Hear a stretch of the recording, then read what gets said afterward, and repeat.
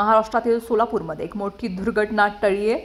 खरं तर मुसळधार पावसामुळे एक बस ही रेल्वे पुलाखाली अडकली। या बसमध्ये 27 प्रवासी होते, ज्यांना सुरक्षितपणे बाहेर काढण्यात आले।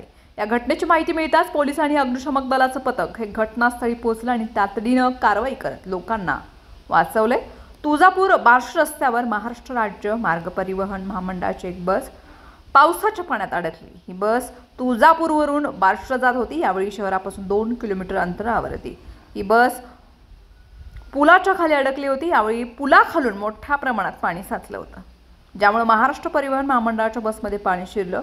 बसमध्ये पाणी शिरल्यानं ती थांबली। यानंतर प्रवाशांमध्ये घबराट पसरली आणि बसमध्ये पाणी शिरू लागल्यानं काही काळ ते चिंतेत पडले। तथापि बार्शी शहरामधील पोलीस आणि अग्निशमन दलाच्या पथकाने या घटनेची माहिती शहरातील पोलीस आणि अग्निशमन दलाच्या पथकाला या घटनेची माहिती मिळताच त्यांनी तातडीनं कारवाई केली आणि 27 प्रवाशांना सुखरूप बाहेर काढले। प्रवाशांना सुखरूप बाहेर काढण्यात सुद्धा यश आले आणि बसमधील सर्व प्रवाशांना यामध्ये त्यांनी सुटकेचा निश्वास सोडलाय। दरम्यान बस रस्त्यावरती बिघाड झाल्यामुळे तुळजापूर बार्शी मार्गावरील काही काळ ही विस्कळीत वाहतूक झाली होती। याआधी महाराष्ट्रामधील बीडमध्ये एक मोठा रस्त्यामध्येही अपघात झाला होता। येथे झालेल्या अपघातामध्ये 6 जणांचा मृत्यू झालाय।